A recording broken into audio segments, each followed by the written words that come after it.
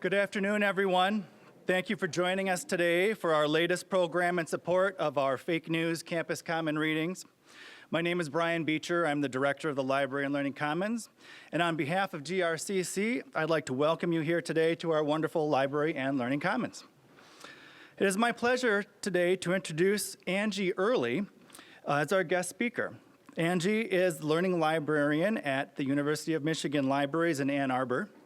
She has written articles on library instruction in a wide range of publications and served as chair of the American Library Association's Library Instruction Roundtable Top 20 Committee. Angie currently serves on the Association of College and Research Libraries Instruction Section Executive Board and on the LOEX, or Library Orientation Exchange, Advisory Board. Angie has worked as an adjunct lecturer for the University of Michigan School of Information and the College of Literature, Science, and Arts. In 2017, Angie won the American Library Association's Library Instruction Roundtable's Librarian Recognition Award and the University of Michigan's University Librarian Recognition Award. She has written 2 children's books about statistics and the ethics of data use. Today, Angie is here to help us learn critical thinking skills and practical strategies in sorting through and evaluating the news we see and hear. We'll learn what questions we should ask ourselves as we sort through it all.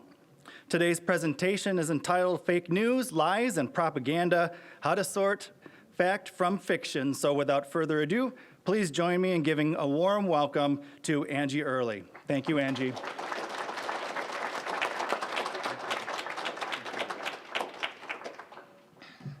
Welcome. Thank you so much for so many of you to come out today. I know some of you are coming for Sue and Sarah and other people's classes, but I really appreciate to see so many of you here today. Again, my name is Angie Oehrli, and I am here with technical problems here to start out, so we'll get through some of these things, but we'll start out with this Who Am I slide, and then we'll see how that goes from there. So you did hear a little bit about me. I should let you know that since my dad is here, I should let you know that I was raised on a dairy farm in northern Michigan, and I have taught all over the state of Michigan as when I used to be a high school and middle school teacher. Taught English and social studies in Alpena, in Montague, Michigan. And so I lived in Muskegon before I moved to Ann Arbor, so I'm really happy to be back on this side of the state and to see so many of you here. So that's sort of who I am. I'm gonna try to work on this a little bit here so that you can see the next slide.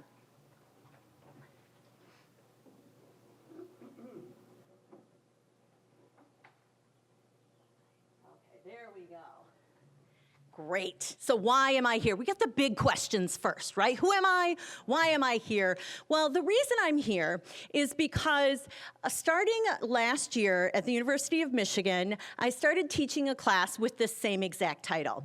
And it came about for various reasons that I'm going to go into today, but I'm happy to be here and to be involved in those things.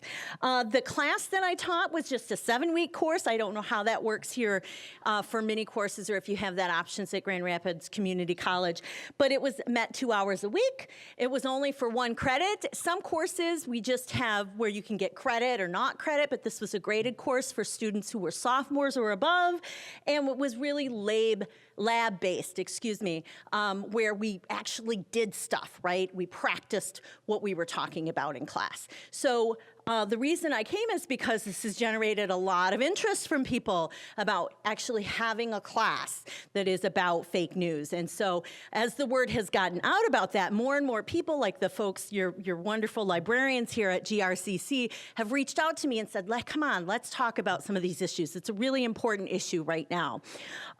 While this was not a class that I worked on my own, I want to make sure and acknowledge there were a lot of people that worked to put forward these kinds of materials, and this is my sort of shout out to them right now. It was a class put out by the College of Literature, Science, and the Arts, and there were folks there that helped us develop the program. The specific college or school within that, within LS&A, was the Applied Liberal Arts program, and it took 4 librarians to put together this class, and so I want to take a moment and make sure that we acknowledge their work as well. Now, here's the thing. So I've done lots of interviews about this class from Germany, from the New York Times, from local Detroit stations, and being on some of the things that are their TV programs there. And the first question I get all the time is, what is this thing? What is fake news? Okay. People want to define this thing, and some people say, oh, fake news, it's that thing that you just make up, right? It's that news that's completely made up out there. Or sometimes they say, oh, well, it's stuff that's sort of made up, or it's kind of, parts of it are true. It might be something that is designed to mislead you, so they start using the words like propaganda out there, where it's trying to sort of market to you and influence you in a certain way. And some people say, well, it's just the stuff that you don't agree with, okay? I don't care how you define fake news. You come up with your own definition for fake news, okay? You do what you make that definition the way you want it to be, okay? Because my job, and this, is something that you can sort of get a sense of what librarians are doing in 2018. My job is helping people evaluate or sort of think critically about information. And news is information, right? So thinking about information is my job. That's where the library comes in. No matter what your definition is for fake news, you should be thinking about whatever that news is that's coming to you. And that's where we can help you at the library. So we're going to start right out. I'm not someone, you can probably see from me standing up here, I am not someone that is used to sitting still. I'm used to the farm where we're working all the time. And so what I want to do is I want to first ask you to turn to the person next to you. What are some of the stories that you've heard of that are fake news stories? What are some examples of fake news stories? And then we're going to talk about them a little bit. So go ahead and turn to the person. I'm going to give you a few minutes to talk, some examples of stories, and then we're going to talk as a group, okay? Go for it. What are some examples? Yeah. Okay, this is great. I know I'm going to be able to hear some examples from you guys. I'd love to hear some examples, guys. What are some of the stories that you guys have heard out there that are fake news stories? They're fake news stories. Somebody raise their hand or tell me one that you know. Right here, yes.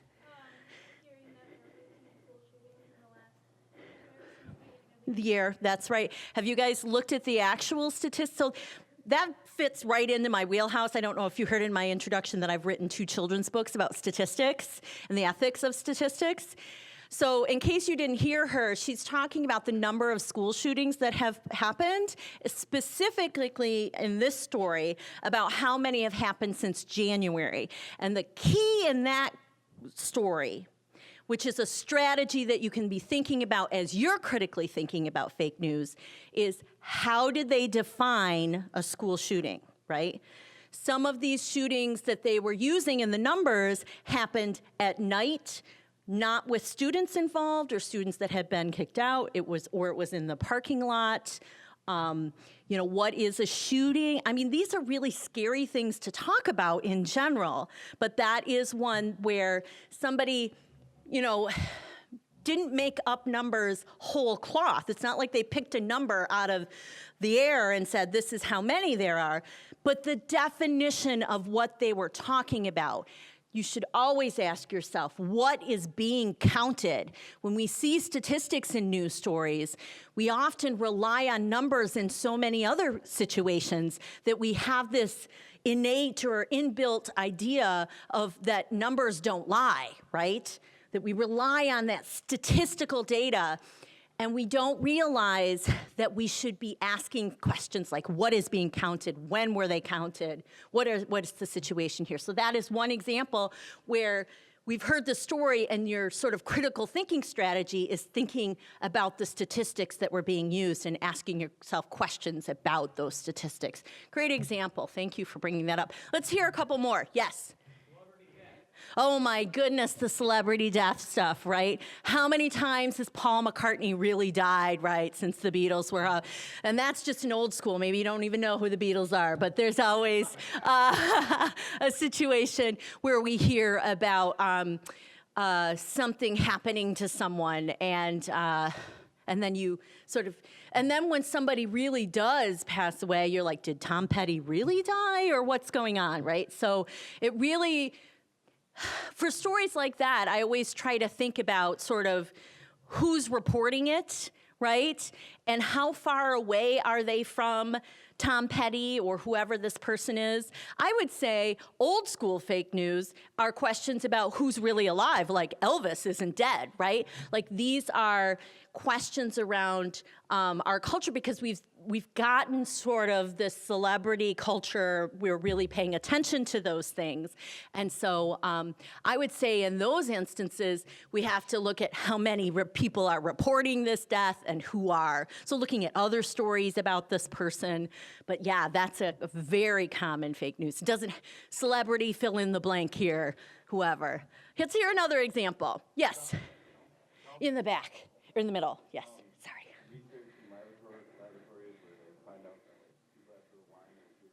Yes. Have you heard the research about how Coke cures cancer? Coca-Cola? Because I'm sure, you know, that's a... Have you heard, and Dad, close your ears.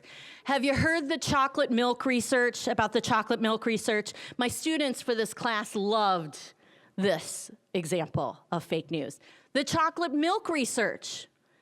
Boy, so this researcher and from a Big Ten school, not my own, but whatever, did this research where his conclusion was if someone who has a concussion drinks chocolate milk afterwards, right after the event, okay, they are less likely to get the effects of the concussion. So, I mean, it's a pretty well-known university that has put this research out there, so sometimes we rely on the reputation of who's doing the research. So what was the key in this research that was not fully disclosed? Yes, the research was supported by the dairy industry, right? So there are all these sort of between the lines kinds of things that we have to, maybe we don't know the answers to right away, but we have to start asking the questions like, oh, this research about things curing cancer, who is supporting this research? How, and then as you're in college, you're gonna learn more and more about things that have to do with how research is conducted. So again, getting to some of those statistical questions. How many people were in this study? Right? Is this a particular kind of cancer where maybe there are not that many people who have this kind of cancer, so the numbers would be small anyway, but there's a lot of questions around that you should ask when you hear a statistic or you hear some sort of report about some research. There are a lot of people that will take just parts of the research, taking it out of context and applying it in a situation that is not similar to the conditions under which the research was conducted, right? And so you have to be careful of those things. These are great examples. I hope you can hear from these examples, because one of the most common things I hear from people when they talk to me about this topic is the political side of fake news. But I hope that what you're hearing from your classmates here and other folks is that it's not, fake news doesn't just live in our politics. It lives in multiple areas, whether it be, you know, motherhood, we were talking about, how people are trying to sell things to parents to be, and so they sort of prey on that and maybe take research out of context to convince you to purchase something that perhaps isn't necessarily needed, although I don't want you to run out and not get your stuff for your kids. But I'm just saying there are multiple settings where fake news is used to try to maybe convince you of something or to sell you something, okay? All right, so now that you've had some examples of fake news, I want you to again, all right, so, boy, that is not, So I also want to just give you a couple of examples here that were not brought up. Because I want to show you that fake news is not, when we were talking about the sort of political components of it, is that issues around misleading information out there don't always come from one political perspective or come from one side of any kind of story. And these are two examples where, in some of the things that I'm going to talk about later, they were really factors of what's happening in 2017, 2018. The first example was about some of the news that came out this fall when there was the shooting in Las Vegas. There was a lot of news that came out at that time where we should have been asking ourselves questions about that news. And then the other one on the bottom has to do with the election. There was this quote from Mike Pence, or supposed quote, that he had said that Michelle Obama was the most vulgar first lady we've ever had. Now, I know that some of these political figures can be very polarizing. I appreciate that. In this particular case, no matter how you feel about Michelle Obama or Mike Pence, this was fake news. This never happened. But it's preying upon our preconceived notion of these two figures in the news, okay? So we see this in multiple ways. We see these in sort of stories that we see today. So what I want to do next is, again, you don't have to talk to the same person if you don't want to. You can go and talk to someone else, or you can talk to whoever you came with. That's fine, too. But I want to hear from you. So you had lots of examples of fake news stories. When you were talking, I heard many things that were being discussed. What I want to next talk about is, how did you know that they were fake news, okay? So go ahead and talk to each other about that. We're going to do the same thing. We're going to come back and we'll talk about some of these things that you experienced and why you knew that it was fake. Go for it. Okay, great.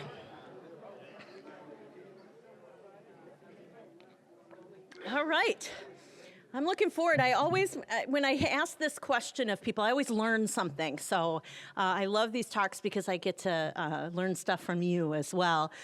So I'd love to hear some of these strategies. This is something that the students do in class, where the class that I teach, where at the end, they come up with a strategy that they're going to use every time they engage with the news. And I'd love to hear some of you guys' ideas about what we're going to do when we see this kind of stuff. Somebody raise their hand and give us some ideas. I know your thoughts will help other people here. So anybody has some ideas? Yes, in the back.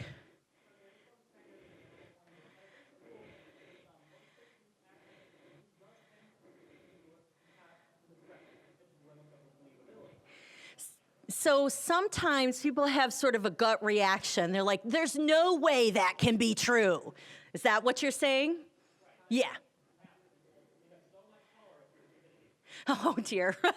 So there's this idea of, like, sort of whether it really fits into what you already know about the subject, right? You should ask yourself that kind of question.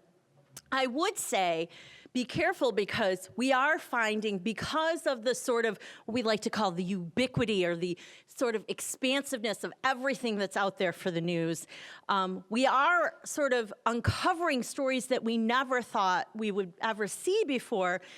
And also, we're in a time where new things are happening. Let me give you an example where I thought, when I read this has to be fake, but it wasn't, okay?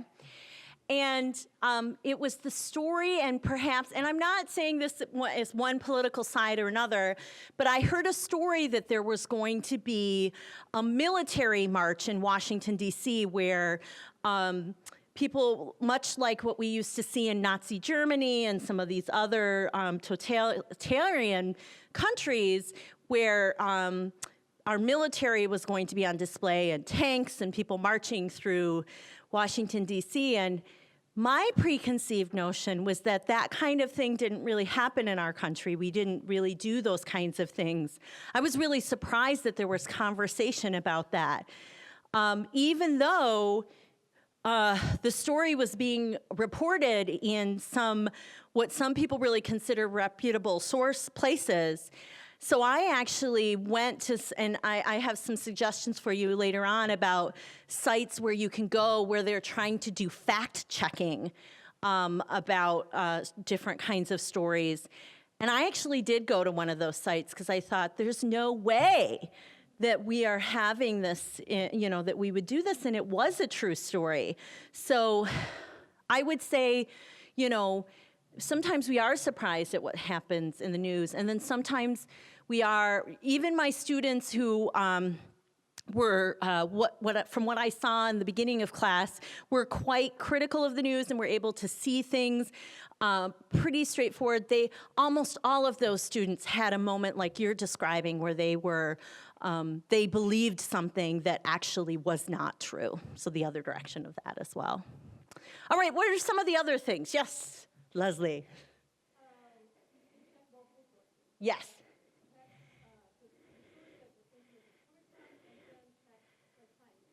Yes, so look at more than one source. When you hear a story, and I think especially for breaking news, when we don't know the details yet, but for other news as well, you should always see the news reported and this story reported in more than one place, and you should look at how it's being reported in those different places. What are the commonalities that you see?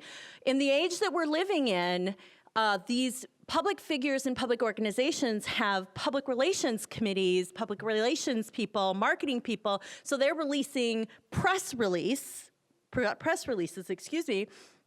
and so what you might see is a verbatim or word for word reporting on multiple sites because they're just copying the press release, which might be an indication to you that it's being released by people who are associated with the story in some way, and then that gives you sort of a perspective. Perhaps they're trying to make you think about it in a certain point of view because that's in their best interest. But always looking at more than one source, I think that's a really great strategy. And maybe even looking at what the information is in sources that tend to disagree in other places. Maybe they have different political perspectives or something, and looking at how the same story is reported in both of those. I know that sometimes that's tough to do, to read stories over and over again that you disagree with, or that have a political point of view that is really hard to take. There are places to go, especially something called allsides.com, and that will be on the stuff that you'll see later on, that it tries to report the story from multiple points of view. All right, one more strategy. Yes?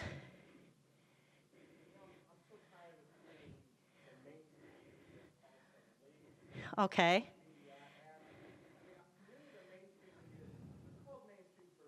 Okay.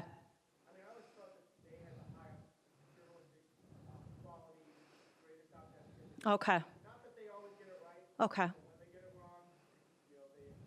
Okay. I'm wondering if you would agree with that statement. Okay.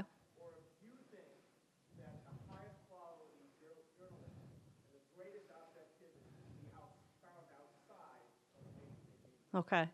So in case you didn't hear the question or the strategy also, which is what I'm hearing you say sort of in between the lines, is that you try to see how things are reported in more common news sources, things that have been around for a while. So that was one of the strategy, but the question on that was, and added to that was, how much are we relying on the mainstream media? How much should we trust the mainstream media and things like that? I get that question all the time. I was on a panel at the Detroit Press Club this fall with reporters from the Free Press, Detroit Free Press and Detroit News, which I think fit your maybe definition of what mainstream media might be because they've been around for a while. And I will tell you, these folks they do a very hard job, and they do it well. Something that we learn about in the class that I teach is about what it takes to publish a story in these kinds of publications, if you will, if you want to call them that. I don't just want to say that it's a print or an online source because I think they're visual as well, video medium that fit your definition of mainstream media. Something that people don't know is that there are, if you're hired by these places, one, you have editorial people looking over your shoulder and checking your facts and things like that, which don't always come in these other sources. So that's another reason why I might trust that more, because other people are checking the facts. I would also say, if you look at something like the Columbia School of Journalism's ethics, ethical review, that there are also sets of ethics for digital media, international ethics that reporters and people who have been trained as journalists have to follow. In my class, I had a student that worked for a news publication. I was concerned. I thought, is this person reporting on my class and they're a student? What I didn't even know was that part of these ethics are always that journalists have to identify themselves. There's no, and that's sort of how some of these stories from the outside come in, where it's sort of investigative reporting, but it's behind the scenes. And so I'm much more willing to rely on sources that follow these kinds of ethics, and I think that happens much more in the mainstream media than it does outside of those things. Now, you did mention another thing, which is that they don't always get it right. I have had a really interesting conversation with a graduate student at the University of Michigan who will not believe anything that the New York Times puts out anymore, because they did get the weapons of mass destruction story wrong. You know, when we were dealing with 9/11 and the stories about what we were going to do as a country, and brought forward an argument to the United Nations around some of these countries and whether they had weapons of mass destruction. So, you know, very reputable news sources reported that there were weapons of mass destruction in countries where there weren't. And so that has, you know, eroded the trust in some of these mainstream media, besides some of these other things as well. And so what I appreciate with media that follows these ethical rules that not every reporter or news person out there, person that is putting information out there don't always follow, is that when they get it wrong, they're supposed to acknowledge that they get it wrong. In these instances, they have done so. It's tough to be a reporter right now, and we're going to talk about that in a little bit, about some of the constraints around the news media right now. So I hope that you can see some things from that. And there will be time for questions at the end, too, so keep that in mind as well. So there are a lot of ways that we can know that stories are fake, but I want to just have you keep in mind that we live in this technological age where it's really easy to put high-quality materials online, okay? And just by looking at the design of the website anymore, that doesn't work anymore, okay? There are really sophisticated tools out there that help people manipulate image, manipulate sound, manipulate statistics, and just make things look good. So keeping those things in mind, we have to start looking at our critical thinking skills and just delving in a little bit more when we think about this. Yeah, this class came together after the election, okay? But fake news has been around for a long time. Maybe I have a history professor or instructor here today, or maybe you're remembering back to your social studies class. I used to teach social studies. This is an example of fake news that happened in our country in 1898, okay? Where what some people called yellow rags, or different newspapers in New York took the sinking of a ship called the Maine in the Havana Harbor and blew that story up into this call of remember the Maine, and created this story with the idea in mind that they could potentially start a war and it led to the Spanish-American War in those ways. Some would even say that these people like the Hearst family and some of these other families that were owned these newspapers would say things like, you know, these kinds of conflicts sell newspapers. So one of the things we have to think about is the ecosystem of the news media, what's going on in the the economy of news, okay? And how that influences what we're reading, okay? So this idea of fake news as being something that just happened with the election is very old school, and even older if we look at international examples, okay? I'm not gonna go into those as much today, but within our own culture, this is just one example of fake news that came out, had a significant impact on our culture in our country in terms of basically a lie. This, in this particular case, there was this idea of, well, this ship just sank, but trying to blame the sinking on a particular country in order to start a war with that country. What does it look like today, now that we are sort of past those things? Well, these were nobody mentioned these examples as we were talking. Maybe you've heard these fake news stories before, excuse me. Maybe you heard before the election that the Pope endorsed Donald Trump for the presidency. Maybe you heard about something called Pizzagate, okay? And this is about a pizza parlor in Washington, D.C., that there was a social media story and a larger story out there about how this pizza parlor was supposedly involved in things like child trafficking and stuff like that. So, and that was not so, and someone took this. Has anybody heard this story before? Yes, nod, yeah. Where somebody thought that story was true and showed up. They traveled to Washington, D.C. with a weapon, and they were going in and they were rescuing. They were so convinced of this story and how well it was told that they were going to go and rescue these kids that were being trapped at this pizza parlor. Okay, and they brought a gun, and they were going to shoot their way out and rescue these kids. No, Ireland is not officially accepting American refugees since the election, okay? These are not real stories. And it's not just around the election. I also included something that's been happening very recently. This is something that's just happened in the last couple weekends, and maybe you've heard about this. There was a movie that was released called Black Panther. Maybe some of you have seen it. It certainly has made a lot of money. I'm assuming some of you have seen it. And there was a story going around in social media that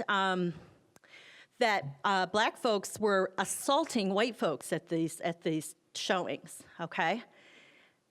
And they were showing pictures of people, okay, of this happening. That is not true. It did not happen, okay? People have doctored pictures. People have taken other pictures and said, well, this was taken at one of these screenings of the show. And I hope that what you're seeing with these kinds of stories is how the people who are making up these stories are preying upon fear, okay? They are taking advantage of things perhaps that we are not as well informed about as maybe we could be, okay?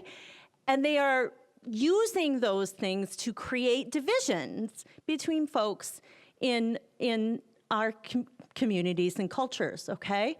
So please, when you see these kinds of stories, do these things that you're talking about. Think about how is it being reported by reputable sources? Is it really going against something that I already know about, okay? Thinking about, triangulating the data that you find there, because what we're finding out more and more, and this research takes time, so we have to be patient with it, is that there really are people out there that are trying to, it doesn't matter whether they agree with the stories that they're putting out there, they really are just trying to create divisions between people, okay? And that's where we get into the stories of propaganda as well, okay?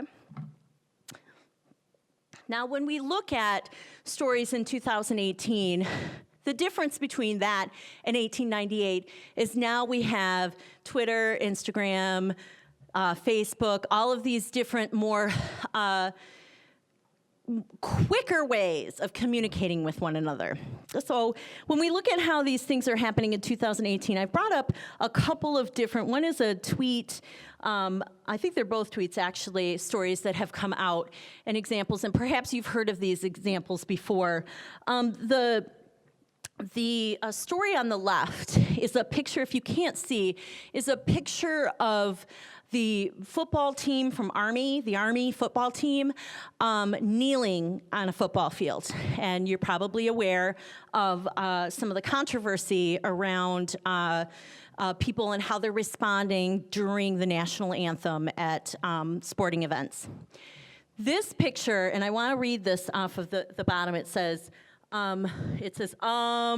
that's the U.S. Army football team. So are they unpatriotic too? Just asking for a friend, okay? So they've taken a picture of a football team kneeling, and they're trying to make the case that since it's the Army football team, that it doesn't matter what your beliefs are. You know, they're trying to make a case about that. And I know that many of you will have conflicting ideas about the issue around how people respond to the national anthem. I want you to think the way you already think about those things. What I'm doing with this particular example is showing you this is actually a picture after a football game, okay? And the football players are actually like doing a prayer after the football game, okay? It's very easy to take a picture out of context, add a new caption, and automatically playing into some of your own feelings about an issue, manipulating that feeling to have this particular response to it. On the right, there's an example where somebody has taken a picture of buses at a Hillary Clinton rally, and they've said, oh, look, Clinton couldn't get enough people at the rally. They had to bus people in, saying like they had to pay people to come to the rally to make the numbers look good. So I do want to show you, and it wasn't taken at an Austin Clinton rally. Those things, that again, it was a picture taken out of context, given a new caption, and people were believing those stories. And I wanted to make sure, I'm just going to take a moment to show you with these two examples that it doesn't matter what your political perspective is, that people from multiple political perspectives are putting this kind of junk news out there, okay? That it's really easy, no matter what your point of view is in terms of how you feel about the world, to manipulate an image and put a message out in social media that can reach a lot of people, and it's hard to bring it back once that message is out there. Why is this happening now? Well, I mentioned the social media aspect. One of the things we do in the class is we debate the 24-hour news cycle. Is it a good thing? Should we have a 24-hour news cycle? Getting back to what the question was earlier, this idea of having 24-hour news shows or cable news and things like that, that's a lot of time to try to find programming for that's going to draw people's interest, okay? And we have this expectation when a story happens that we are going to automatically look online and find out what happened, right? We're going to see what's going on. So one of the critical thinking strategies you should be using is saying to yourself, when was this story reported and how close was that to when the actual event happened? Right?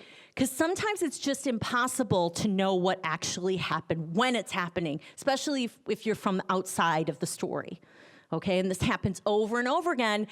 And we were talking at lunch, these stories get updated over and over again, right? And so that original story we saw could be gone and we have a whole other story. So things can be so easily changed online that it's hard to follow these stories sometimes, okay?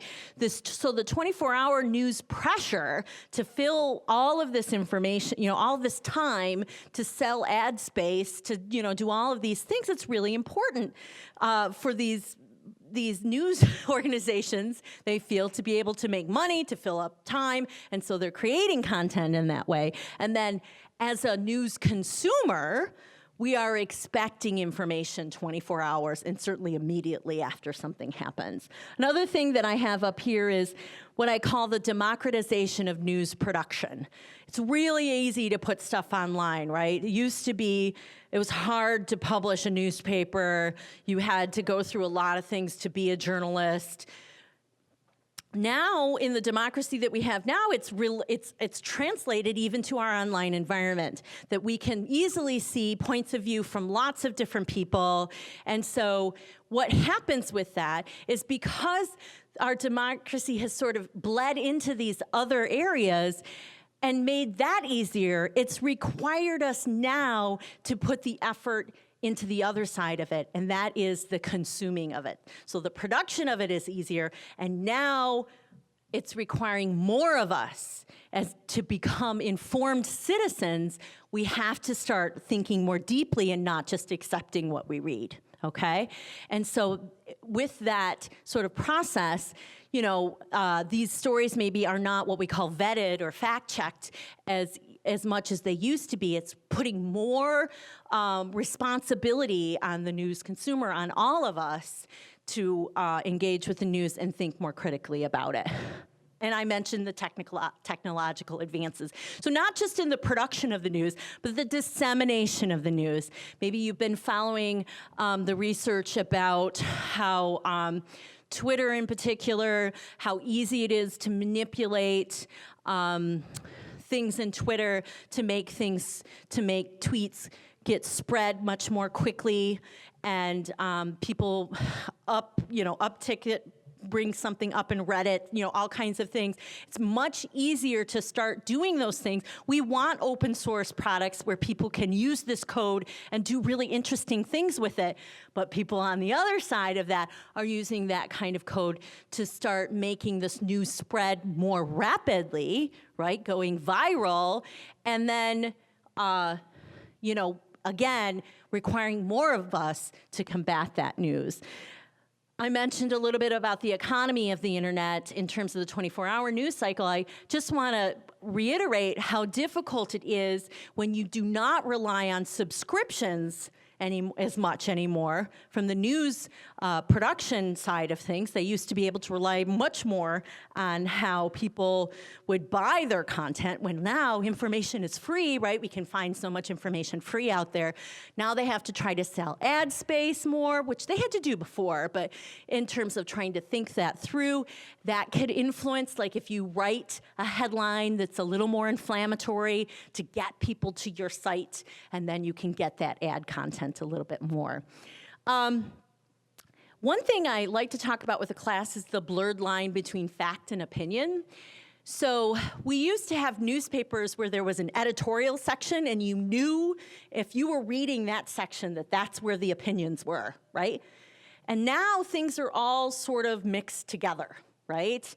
And even the font was different in those sections. That was a sort of subliminal way to say to you, oh, this is a slanted, right? It might be italicized point of view, right? We don't have that as much anymore. We don't have that separation as much anymore. These things are blended more. And so, again, it requires more of us as we're engaging with the news. I talked with a Kiwanis club in Ann Arbor about this topic, and we really talked a lot about the next thing, which is the lack of public trust in some of the organizations that we used to really rely on. I think especially the news. It's in the Constitution that we have the Fourth Estate. Someone in the audience was mentioning how people maybe don't trust the news as much. I would also say people don't trust things like the government as much as they used to, and that has historically changed over time. We can look back on things like Vietnam, Nixon, things like that, where we felt like a betrayal of what we heard from the government. And so we have this cynicism where we're much more likely to believe negative things in those situations because we've had these past experiences. And so there's that component. And then finally, the news comes to you. So it used to be we all sat down at 6 o'clock or 6:30 and watched the same thing. How many of you watched the 6:30 news? Couple, right? Used to be that everybody's hand would have been raised at that time. How many of you subscribe to a print newspaper? Used to be we had much more of that. We were all getting the same content. How many of you have some sort of news app on your phone? Many more hands, okay? The news is coming to you. That means you have more control over that. And then while you think, oh, that's great, what it can also do is start predicting what you want to see based on what you've seen in the past. We create these, and maybe you've heard this term before, a filter bubble, where we're just seeing things perhaps that we agree with, and we start getting into this thing that's called confirmation bias, where we're much more likely to agree with the stuff that we see, you know, if it confirms what we already believe in, okay?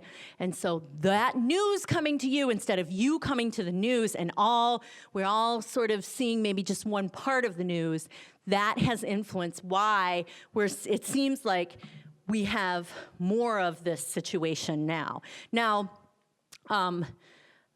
you know, it's not that there wasn't examples of this in the past, but even the very nature of the information world now, we all have phones. Like, we have the news with us all the time, okay? That is just like meta upon meta of why, you know, the news stuff, we're in these situations now. So this all sort of culminates in the story. Does everybody remember the story in January where there was a meteor that came through Michigan? Maybe some of you saw that too. That was great. My house, it was 8 o'clock at night, and it was pink and white all of a sudden at night, right? It was amazing, this amazing news story. It happens at 8 o'clock at night. I'm just gonna read this timestamp so I get it right. At 8:29, the Detroit Free Press posts on Facebook, "Did anyone hear and or see a meteor or a giant bang or explosion in the Metro Detroit area?" This is it all coming together at once, okay?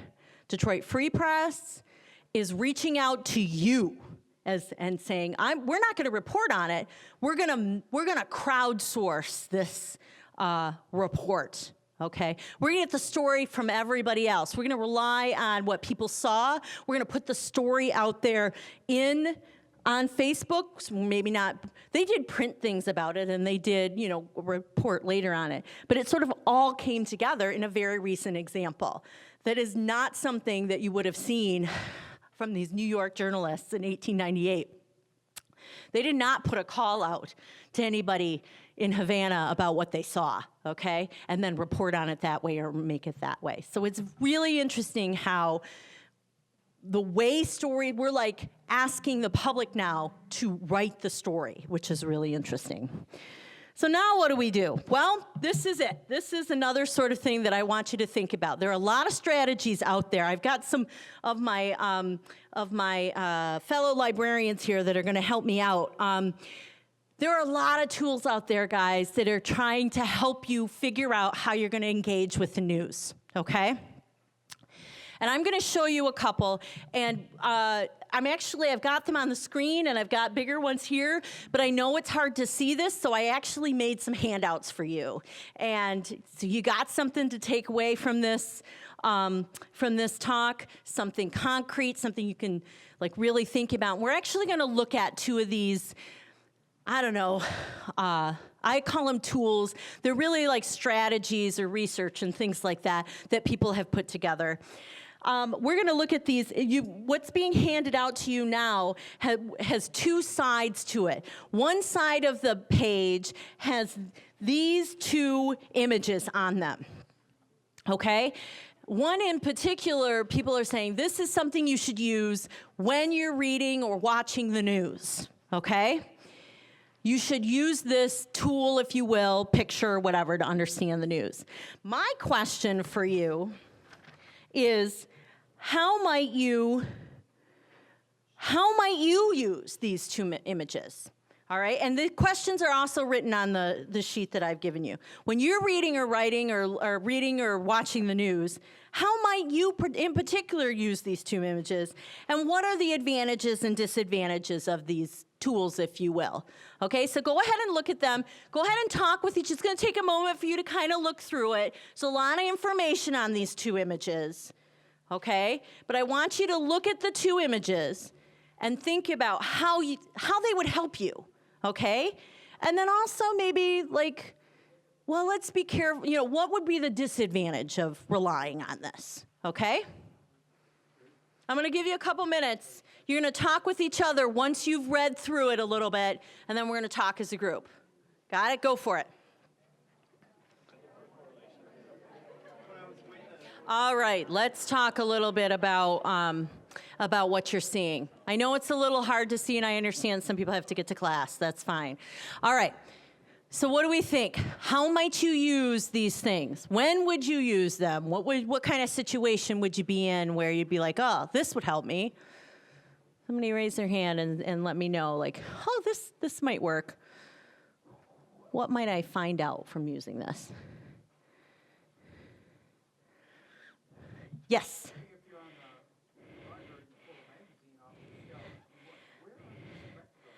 Right. Yeah. Yeah. In both of these cases, they show you different news sources, right? And you could say, oh, I'm reading something from the Atlantic or from the New Yorker, and you've never read it before, or you were always wondering about it. You might say to yourself, I don't know where this fits, right? This might help you figure that out, right? Okay. All right. And I think that's the common use, I think, for both of them, although they get to it in a very different kind of way. So what are the advantages or disadvantages of using something like this? What does it help with? What are some of the things we should sort of question about?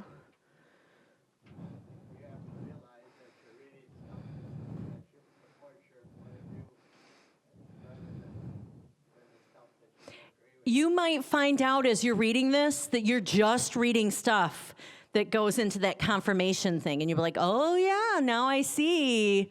Which is not such a bad thing. Maybe we need to be reminded of that every once in a while to like reach out to another side. That might be an advantage of using some sort of tool like that. Or might say to yourself, might be a hard truth for you to kind of accept. It's another sort of advantage or disadvantage of using. Yes.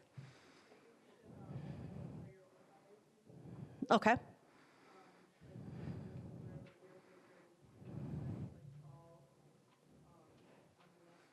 Right. Right. Sometimes it's really hard for us to take stock of where we're coming from. We're so close to how we feel about something, we don't realize that we're coming to it because we've had information from this one side of the story. So it could be really interesting to use this as a tool to sort of open your eyes a little bit around like who you are and what you think about. So it helps you identify your own bias, which is what your classmate said. Yes? Sure.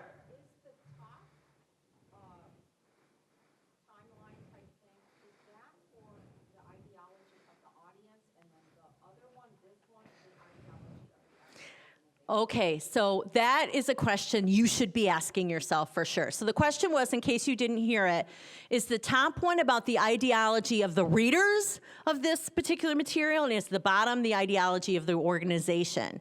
I'm going to talk about the top one for sure. If you haven't heard of the Pew Research Center before, I am going to say go out and look at their website. They have some amazing research out there, and I cannot recommend it highly enough. Because of the fact that when they do their research, they do things with really large sample sizes, and they are very, we call transparent about how they do their research. It was very, if you see it more closely and can read through sort of the stuff around it, which I did not include on purpose, you will find that first one is that they asked people about their points of view, the readers of those things. So it is, that first top one is about the ideology of the readers of this material. If you look at my, did anybody look closely at the caption that I included at the bottom? It says image courtesy of, and then I say the Pew Research Center. And then I say and there's a URL there. So this is something someone published on Twitter. Okay? This second source, which is the one I got up here, and it's the bottom one on your thing, an individual created this infographic and so in a different way than Pew did not tell us as much about how they came to these conclusions. I don't know, because it's this person's point of view of those things. Knowing that, what are some of the cautions or maybe some of the things we should consider when we're looking at these kinds of things? Yes? I get that question all the time. I do this exercise with the students too in the class. Some people say that it is, some people say that it isn't, and so it's this person's point of view of what that is. It would be a much more, like it would be harder to do that. If you were doing some sort of study about this many news sources, think about the complexity of research you'd have to do to figure that out. And another thing that I want to come to with this is that in many cases, we have this binary idea about our news sources, that they are right-lefting or left-leaning, okay? Right? Right-leaning or left-leaning, okay? And we might come to those conclusions more broadly, but these news organizations, they do hire people from the other side of the point of view, whether they always get the voice or not, the mic, I don't know. And these news organizations get bought up, I'm talking about the economy of things, right, by other things. So for example, the Wall Street Journal was purchased in recent times by a very conservative group. So when was this created, and does it take that into account? One thing you have to be careful of when you're using these tools is the ever-changing landscape of the media, okay? And are they taking that into account, right? So what you're saying is look at it and question even its results, okay? And whether you can follow that, okay? One thing I haven't heard yet from folks is that sometimes this is a good, introduction. And some of you sort of mentioned that, if you don't know that much about the whole media landscape, it's at least sort of an introduction, something to get you started. What I would caution you, and the reason I don't just teach one strategy in the class is because this landscape, this environment changes so often that it would be really hard to rely on one tool to try to fix it for us, okay? So be careful when somebody comes to you and says, this is the solution for this stuff, okay?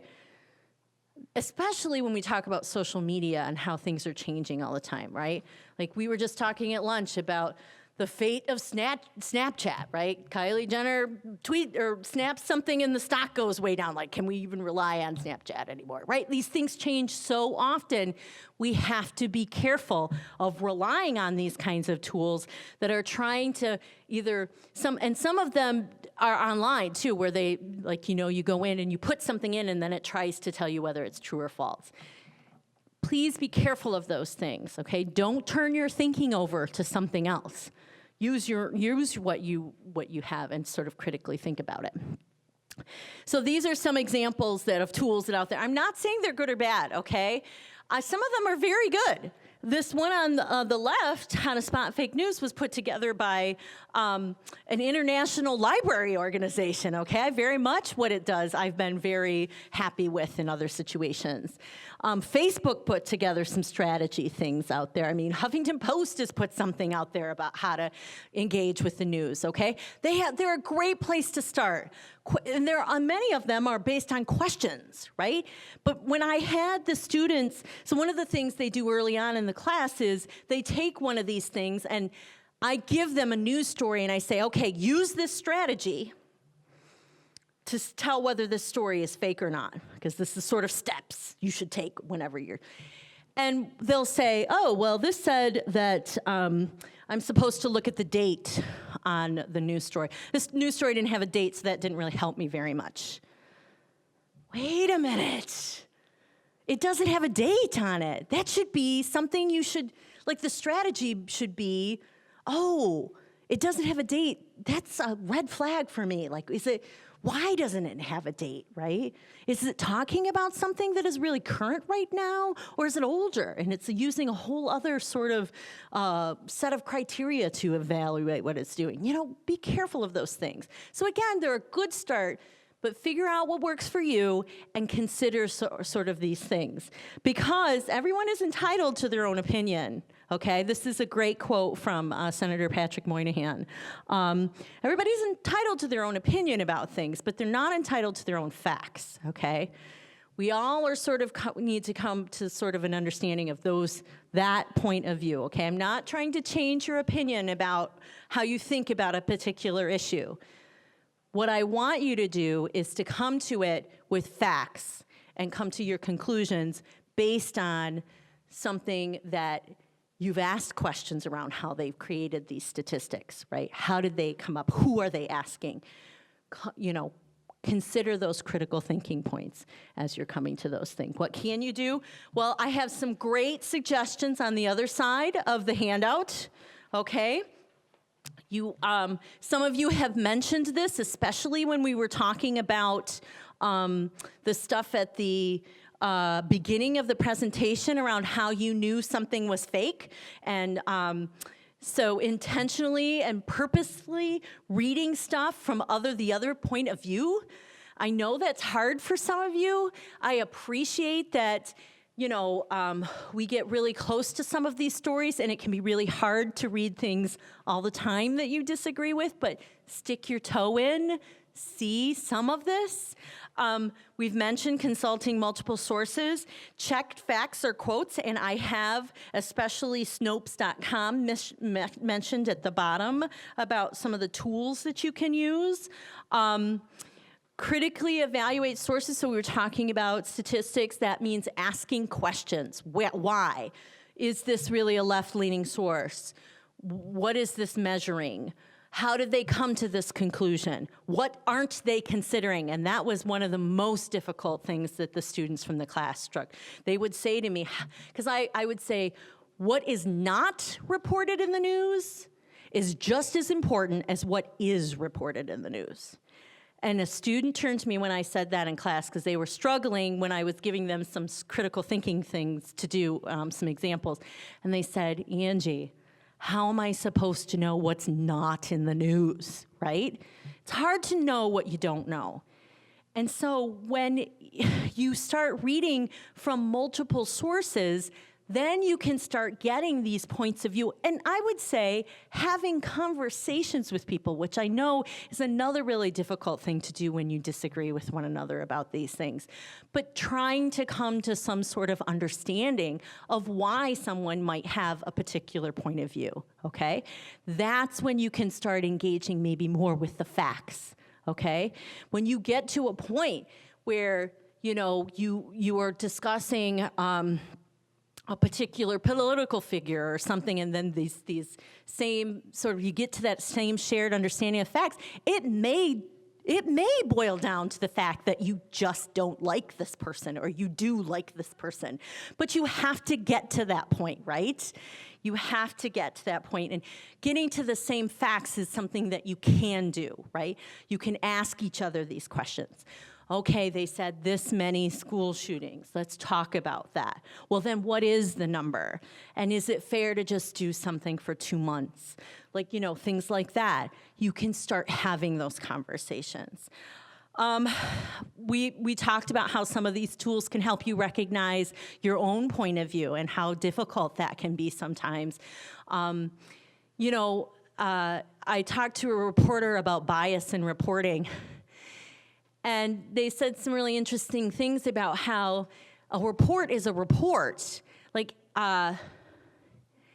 objectivity is something we're trying that maybe doesn't exist out there. Because if it's really difficult to do something objectively. We all bring things to stories and how challenging that is, okay?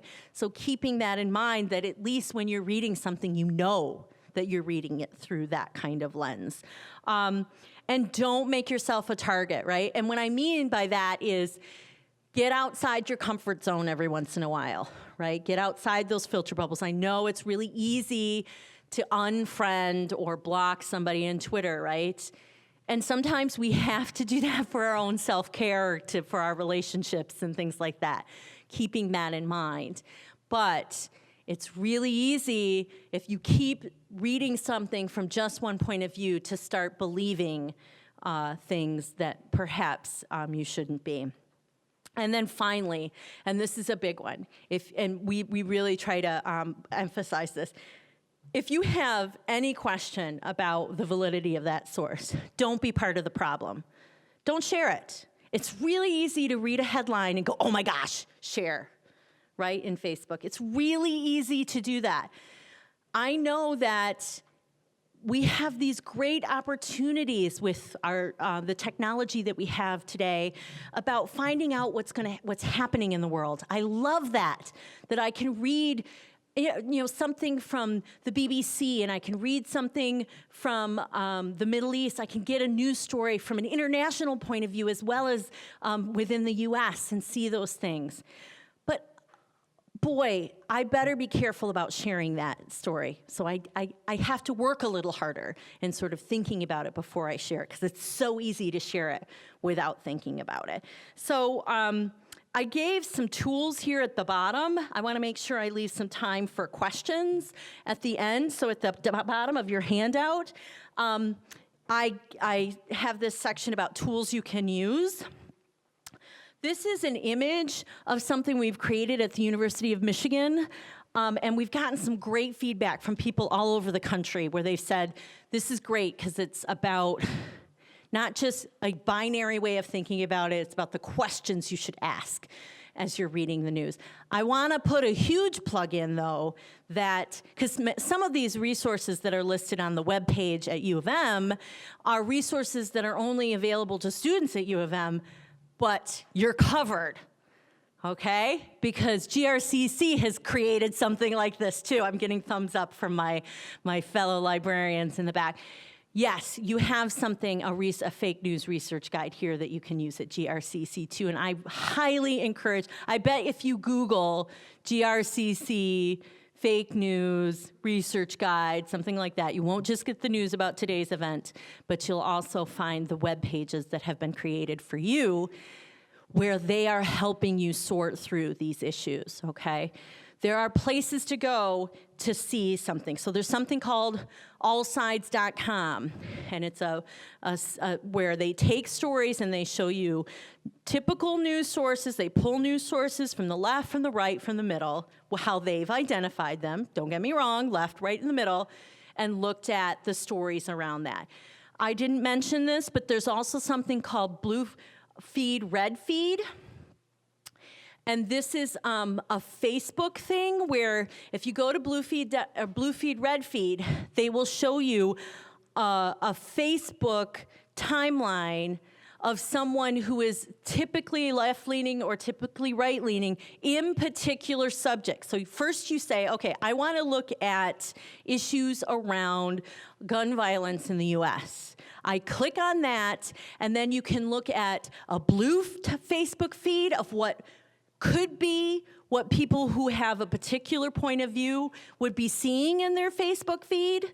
And then you click on red feed and you can see a typical Facebook feed of what, because that's one thing we don't show each other, right? I got my phone, I don't share my phone with other people, and I certainly don't give them I don't bring up my Facebook feed and say, here, you read my Facebook feed. You don't know what these other people are looking at. Blue feed, red feed gives you this window into being able to see what somebody who maybe feels differently about an issue is seeing in their Facebook feed, okay? Snopes.com, PolitiFact, these are great places to go to do fact checking. So if you were like me and said, I can't believe there's gonna be a military parade, you could go here and see, and they're pretty up to date. They had the Tide Pads story up just the other day. I don't know if you've seen the story where like Procter & Gamble is going to stop selling Tide Pods because of everything that's been happening around people eating them, right? Procter & Gamble is not, those Tide Pods are making them tons of money. There's no way they're going to stop selling those. There's something called the believing game. If you Google it, you'll see, and it's an exercise in walking in someone else's shoes. We do this towards the end of the class. It can be really challenging to do that. And in walking in someone else's shoes, I want to be clear that there are points of view where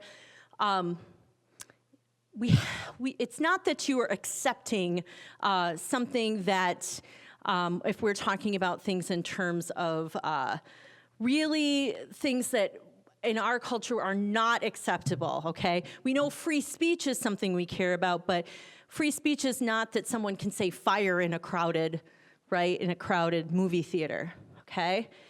There are things around free speech. So I'm not saying when you do the believing game, it's going to change, like it's going to acknowledge that, like if we were in the 50s and people were looking at sit-ins on the counter and there were people who, on lunch counters, there are people who really believed that that was wrong. It's not that something like walking in someone's shoes, say, makes you start thinking, oh, well, I can be fill in the blank, racist, whatever. That's not what that is doing. It's helping you to understand where that person is coming from so you can start have a shared ground where you can start having conversations and coming to an understanding that way. I love Google. I use all Google apps, things like that. If I get to my next thing on your tools that you can use, there are other search engines out there. And there's an incognito mode in Google, which if you've not used that before, I would recommend you Googling it and seeing what that means, where you can go in anonymously and then the browser is not following you around and knowing what you're shopping for so that when you get on your Facebook feed, all of a sudden you see ads for things that you shopped for. I mentioned the U of M research guide, but again, plugging the GRCC guide. I'm in the middle of creating a website that has all the course materials that we've used. It's taking some time, so it's probably not going to be up till the end of June. And one more time, if you have any doubts about a news story, if you've not done these things that we've talked about today, please don't contribute to the problem. Please don't share it, okay? You should, I want you to share information, but please, these sort of inflammatory or, these headlines that we call clickbait that are trying to get through, please be careful about sharing those things, okay? That just starts that problem in. Okay, so the last thing I want to say is, you are smarter than your phone. You are smarter than the computer, okay? Don't turn over your thinking to other people or to something else, okay? Don't let others think for you, okay? Keep that in mind when we start thinking about, oh, things are working on an algorithm, we're gonna fix something in fake news so we can just up and down, hit, thumbs up, thumbs down, things like that. I want you to use these critical thinking strategies that we talked about today. I want you to have conversations with each other about these news issues so you can come to sort of a shared understanding about what's going on and why you might be disagreeing with someone on this issue. And don't turn over your thinking to someone else, okay? Thank you so much for having me. We have some time for questions, so I wanted to leave some of that, but thank you so much for having me. Does anybody have any questions? Yes.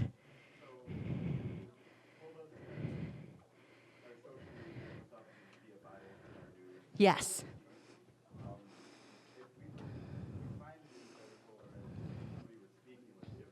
Okay.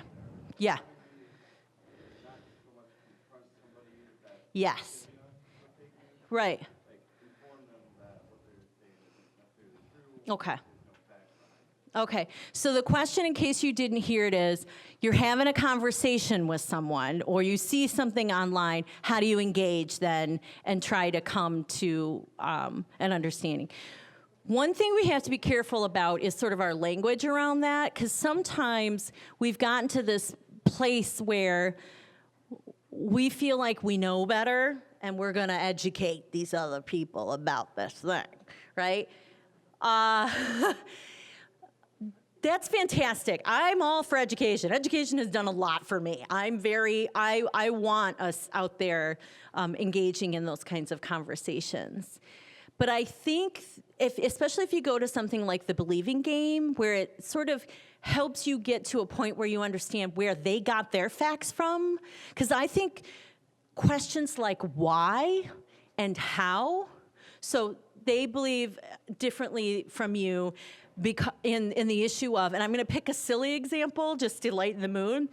They believe that coconut oil is like the miracle elixir, right? It will cure everything, okay? And you're like, dude, right? Coconut oil. Yeah, that's the thing by the coconut industry, right? Like, they want to sell more coconuts. So somebody comes to me, I say, why do you think that, right? Like, and I don't say it, why do you think that way? Like, our tone and how we engage with things, but getting to the why. And that's an important, I think that's what we get to when we get to the very kernel of what's going on, is how do we have these conversations? How do we go to the Thanksgiving dinner table when we have so many different points of view in that? And making it more about the coconut oil and not about them is another way of sort of coming to that understanding. And reminding yourself of things like you like this person, right? Will be another way. I wish I had like a research-based way of telling you how this, you could engage in these conversations. The reality is each of us we're different. And it's hard. That's why in class I don't teach one strategy of how to have these conversations. You have a relationship with that person, and so you build on that and doing that. I wish I had like the answer, but I'm hoping that some of those things will help you to have those conversations. Yes? No? Yeah? Yes? Yeah. Oh, so the question was, when I'm looking for international news, and I think that's really interesting, if you were looking at a story that's happening in the US, and then going and looking at international stories to see how they're reporting it, I would say the BBC is a really great place.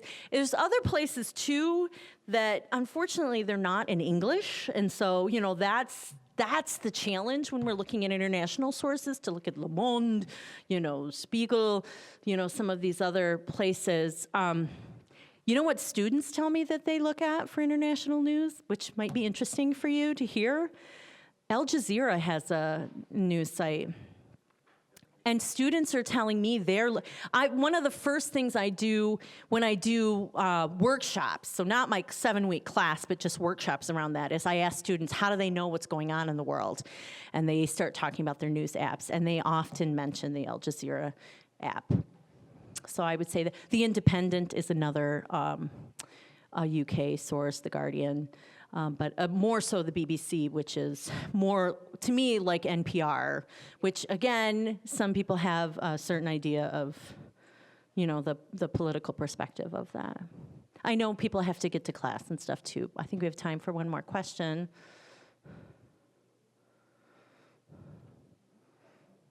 Yes.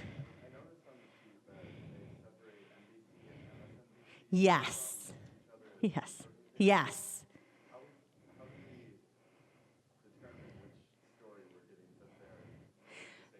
So that's the challenge, is that people aren't realizing. I mean, the media world is becoming smaller and smaller. The same companies that own NBC own your cable company, probably Xfinity. That's owned by these specific channels. ESPN is owned by ABC. They have the same, who's owned by Disney. Why do you think they have those two channels? Uh-huh. Right. So they have a different purpose, right? So they've decided they're going to have different channels for different goals, right? Not even though it says NBC in there and it has the logo that's the same, not everybody's making that connection that they're the same organization. Again, the fragmenting perhaps I see some of the same reporters on the Today Show that I do on Morning Joe, if I want to be really specific about particular shows. So there is a relationship there, but I would say,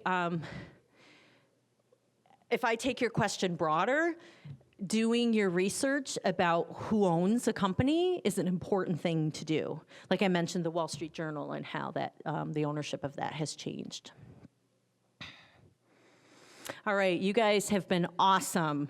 I know and thank you so much for going to the very end, those of you. I feel like I should talk to each one of you here, those people that have made it to especially my 2 Michigan shirts here in the back. Way to go. We can sing the fight song if you want, but thank you so much. All right. I'm sure I can hang around if you have a few questions, so let me know and then.